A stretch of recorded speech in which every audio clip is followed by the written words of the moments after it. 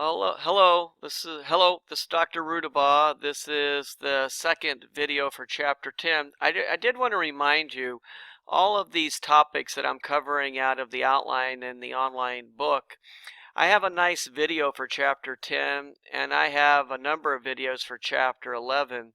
And these videos I pulled here are from YouTube, and they really kind of capture a lot of the topics that you'll be reading about there, and they're just so much more powerful visually. So I just wanted to give you a heads up that you could refer to those. Now, on Chapter 10, I told you I was going to skip over the section on the rocks, and I was going to have you look at the profile of igneous, sedimentary, and metamorphic rock in terms of the chemical profiles.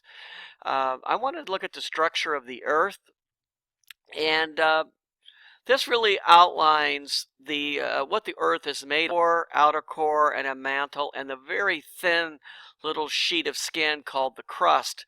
And basically what we are studying is how these different layers of the Earth's interior are all interconnected. When the Earth formed, all of the heaviest elements and materials migrated in, and under extreme pressure, all of the interior of the Earth is as warm or warmer than actually the sun. And so basically, the outer layers act as almost like a pressure valve to keep in all of this heat and energy inside of the inner and outer core. And the really interesting part of it is the mantle is what basically liquid molten rock.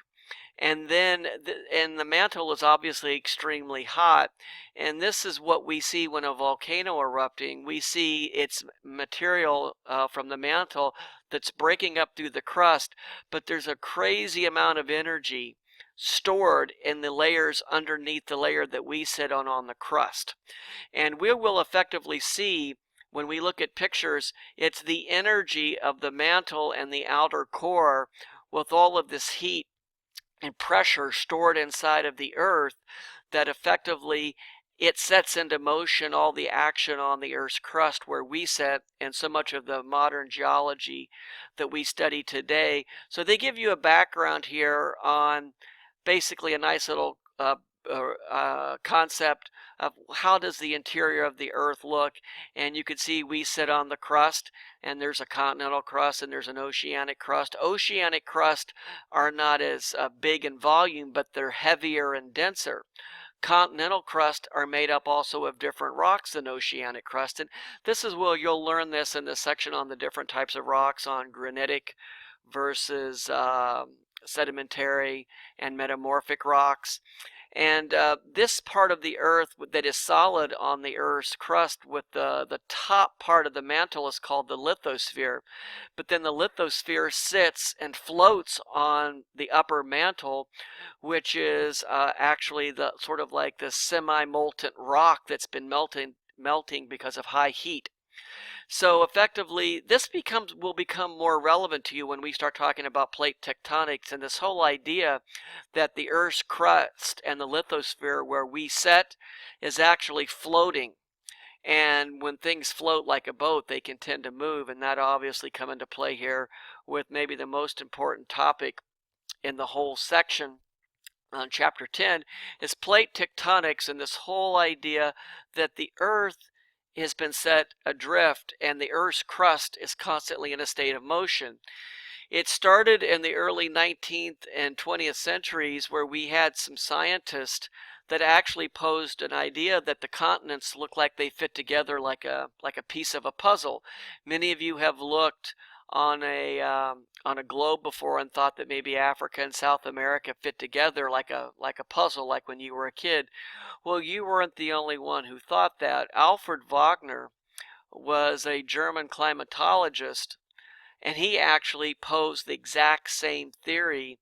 And what a great topic for you to study if you could actually go into YouTube and put in what causes plate tectonics and watch a video.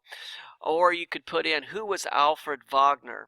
And those videos would be excellent for you to understand that all around the world we have seams opening up and breaking apart.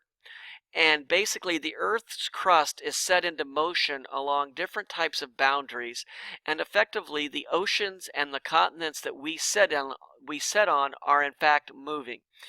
Alfred Wegener proposed this, that all the continents actually did all come together and were all together at one point, called Pangaea, and some of you have heard about this. He could never actually prove his theory, and it came many years later when we learned how to make maps of the ocean floor with radar maps that we began to realize, with early submarines and the need for accurate maps, that in fact we began to see that along the floor of the ocean we had mountain ranges and we had trenches, and we had to start explaining what was creating this unbelievable geography on the floor of the ocean. And that's what led that we realized that around the Earth there were places where the Earth was opening up and like little cracks were forming. And for us in this class, where these cracks open up, that's where magma can come out and actually solidify and form new igneous rock on the Earth. That's where we'll find mountain ranges, that's where we'll find volcanoes, and that's where we'll find a lot of earthquakes. So when we study plate tectonics and we realize that underneath the Earth's crust and the upper mantle, we have what are called these convective spirals. And these convective spirals are actually pulling and tugging on the continents above. In certain areas, they're actually breaking apart and causing them to break open. And this is what sets the Earth into motion, and this is what causes continental drift. And this is the backbone. And they then start talking about different types of plate boundaries. Some places we see plates converging. Some places we see plates diverging, and then there's some areas where plates slide by one another. And there's really unique geologic events, whether we're talking about volcanic islands or mountain ranges or earthquakes, where we can actually associate where these features are. And so you could see from this diagram, they show you the different types of boundaries. And I would watch a video on it, because on YouTube, you really, to get how continental drift and plate tectonics works, you really need to see it in action. But I'm going to go ahead and go, when we look at crustal gases, and I don't know how many further down here, I might just go to volcanic events. But when we actually look at, and the movie that I wanted you to see here is not loading, and it requires QuickTime, I see. So the movie that I wanted you to see here is not loading. So what I would think that you would put here, if you really wanted to see how continental crust formation processes work, I would put basically some YouTube search that would help you of how basically rocks are created. How are continental rocks created, and how are oceanic rocks created? And you probably can see some videos, or you could even video, on YouTube, you could see a number of examples of how this worked. The video that we wanted here is not loading in because,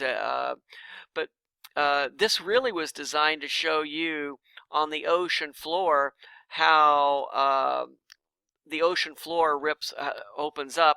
And so I think the key search would be for you is to understand how plate tectonics work and what are sea floor spreading centers. And this will help you on YouTube find a video that explains to you that it is rifts along the ocean floor that pulls the ocean floor apart and then actually shoves the ocean into a continental edge or margin somewhere. And then that's where we have a boundary where two plates of the Earth meet. Now, what I'm going to skip over, go back, and I was hoping they would show you a map of plate tectonics. And actually, I was hoping, I'm going back one, actually had a picture. I want to see the actual plates, and I think it's actually, it does not show it. I want to see an actual map of the plates that make up the Earth, and it's not showing up there. What I will do is I will add a third video on here, and what I want to show you here is I'll show you the last video that I'm going to cover today is mountain ranges. Mountain ranges tend to form